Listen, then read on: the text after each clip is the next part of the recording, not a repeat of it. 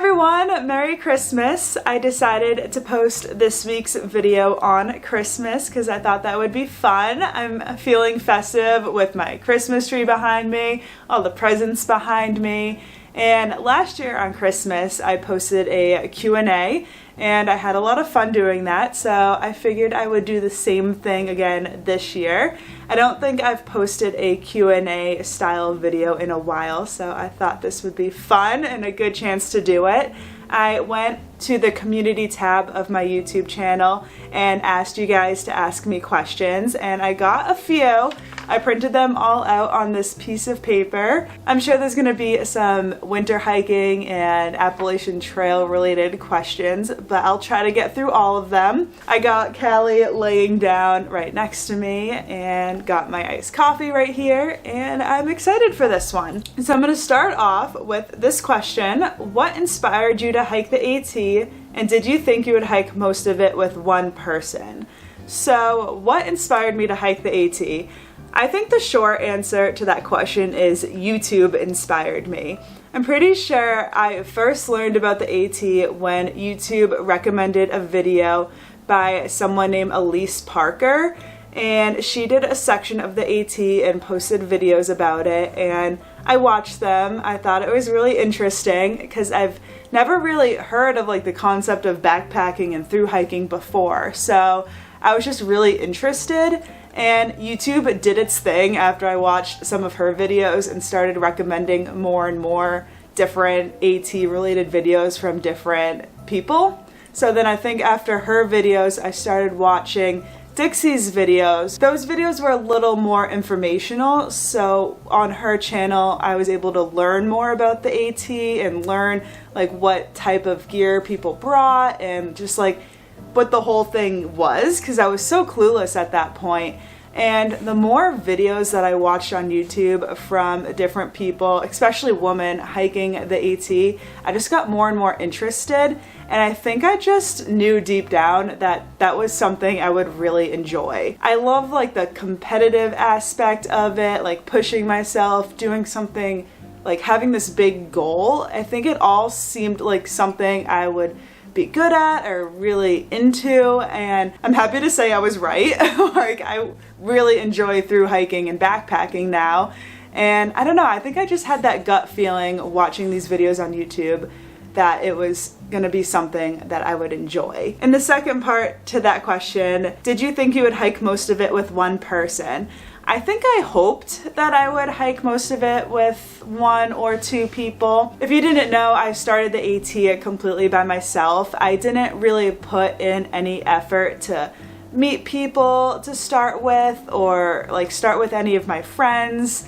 I wanted to start by myself, and I wanted to meet people on the trail. And that's what I did. I met Cody really early on in the through hike and ended up hiking the whole trail with him. But I just never pictured myself hiking with a big group of people. I feel like I'm very independent, I could be pretty stubborn, and I didn't want a big group on the AT kind of stop me from doing what I wanted to do.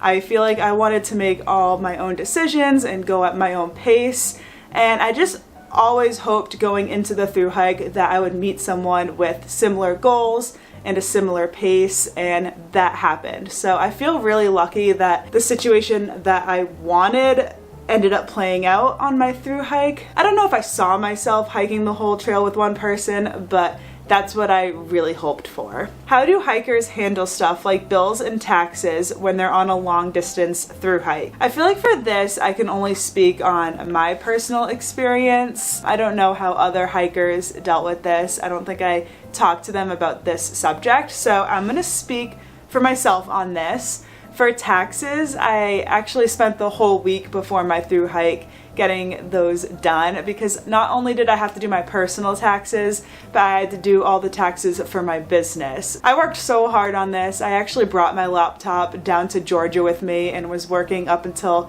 the night before my through hike started, just making sure that was all done. And I finished my taxes before I started my through hike, so that was fine. I didn't have to deal with it on the trail. But for bills, I did have to pay a couple bills.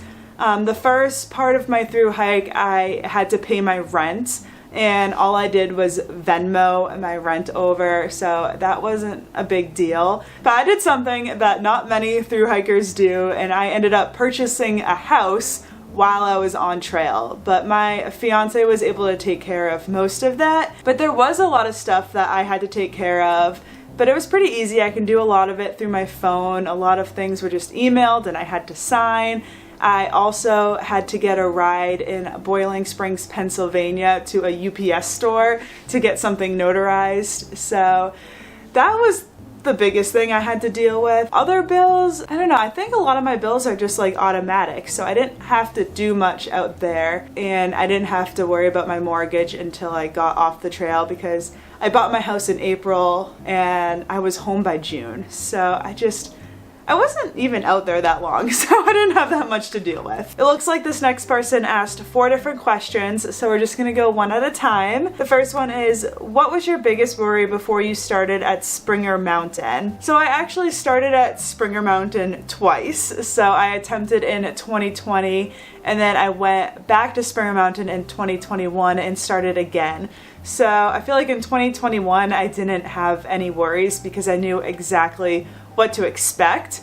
But when I did it the first time in 2020, I think I had a couple different worries. I think I worried that I was going to be too lonely and miss home and just kind of like be by myself, missing out on things back home and getting FOMO. I think I also worried that I was gonna injure myself and have to end my thru hike because I had my YouTube channel and I had so many people watching me and cheering me on that I think I was scared that I was gonna get injured, have to end my thru hike, and just let a lot of people down. I also had a worry that I wasn't going to enjoy backpacking because the AT was my first ever backpacking trip. So I could have gone out there and absolutely hated it. I could have been cold every day. I could have just been bored.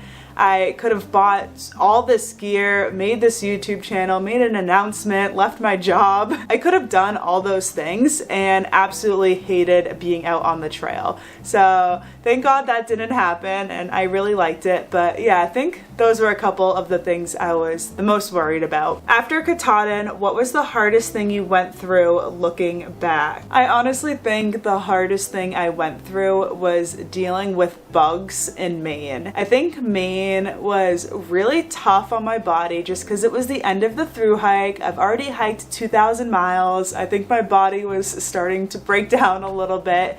And just the time I hiked through the 100-mile wilderness, there were just so many bugs to the point where you can't stop walking.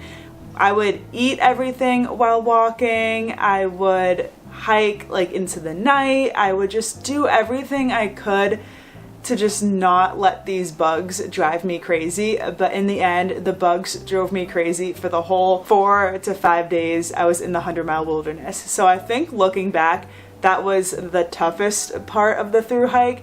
Now I am really happy that the 100-mile wilderness isn't tough terrain-wise, but I think I would have rather had really tough terrain and no bugs than a flat terrain and a lot of bugs. So yeah, that was really tough looking back. And just the fact that I was almost done with my thru hike and I had to deal with all of that just really bummed me out mentally. All right, the next part says, I'm setting out on the AT this spring and I'm worried about doing a proper bear hang. So bear hangs for me were always pretty difficult, but I would just recommend doing it when it's light out. So if you get to camp and you think the sun's gonna go down soon, just do the bear hang right away. You don't have to actually put your food up in the tree. Just throw the rock over the branch and have your string hanging there for whenever you're ready.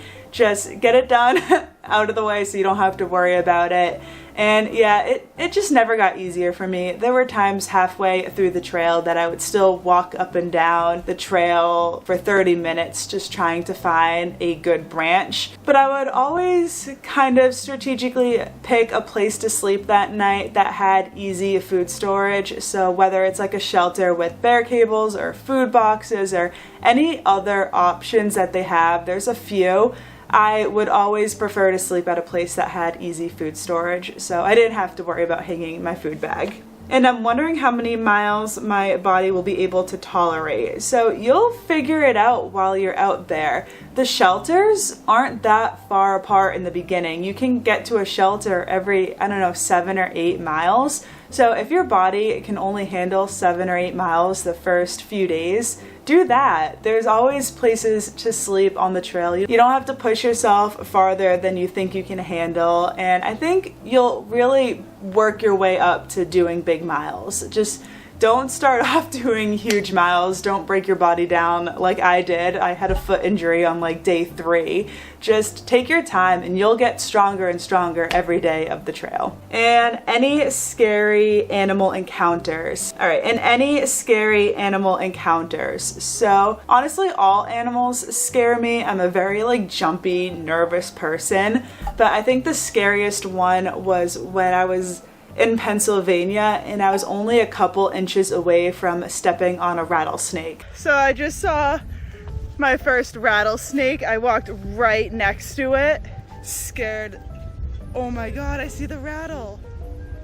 This rattlesnake didn't rattle. I don't think it actually cared that I walked right next to it, but I realized it was a rattlesnake after I stepped really close to it, and it just freaked me out the whole rest of the day. I think I only had a couple more miles left that day, but I just took it so slow. I was so nervous. Every stick on the trail I thought was another rattlesnake, so that one really shook me up. And when I got further down the trail, I started night hiking more and more, and every time I saw eyeballs in the distance with my headlamp on in the dark, I was really freaked out. A lot of the times it was deer. I think I saw some raccoons in the dark, but yeah, I think every animal encounter for me was scary. Next one is, what's your favorite non-AT hiking trail outside of New Hampshire? I had to think about this a little bit because I don't think I've ever gone for a hike outside of New Hampshire that wasn't on the Appalachian Trail.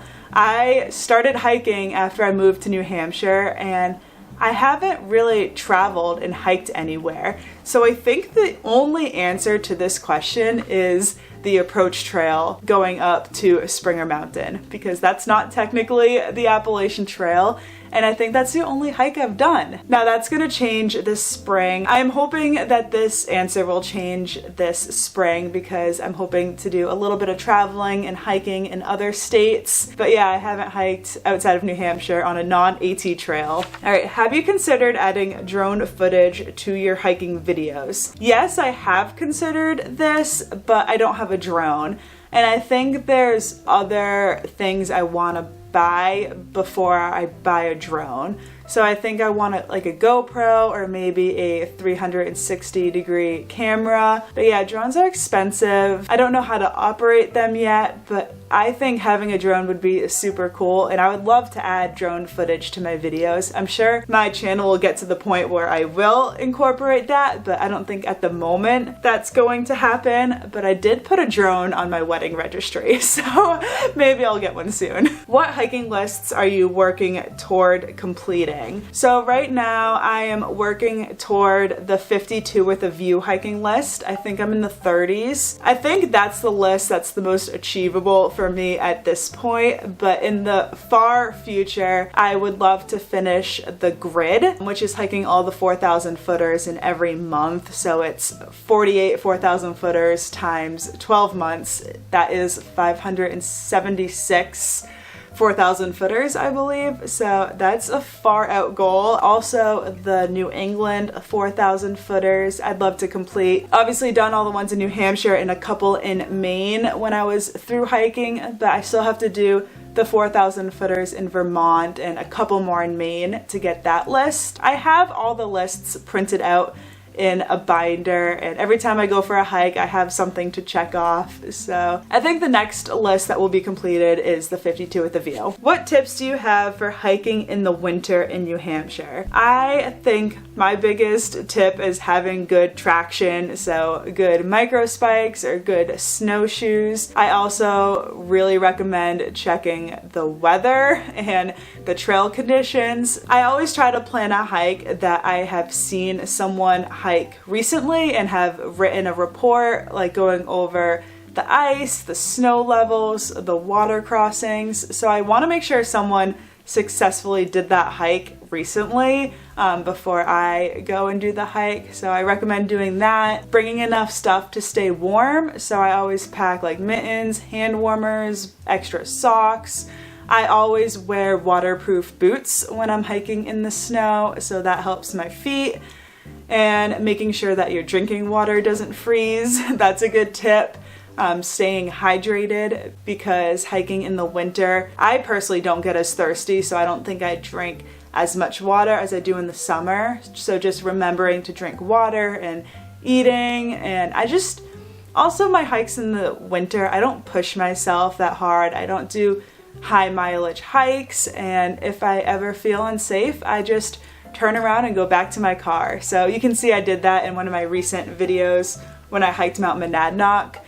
So yeah, I always stay super safe hiking in the winter. So those are a couple of my tips. Ever thought of hiking the Green Mountains? I would love to hike the Green Mountains. I would love to do the long trail one day. So that's an easy yes to that question. Was it cold in the northern part of the AT when you finished? No, it was actually very warm. I thought I was going to get to New England in May and June and be really cold, but that wasn't the case. I was much colder in the south in February and March than I was in the north in May and June. There was one night, I think in Vermont, that maybe snowed a little bit and got cold, but I think most of New England, I was just hiking in my tank top. I carried my 10-degree quilt the entire thru hike, and I don't think I ever got cold the second half of my thru hike. Would you do another thru hike, and would you go solo or hike with someone else? So this is a good question because I've been thinking about this a lot recently. I would love to thru hike again, and I think my next thru hike experience,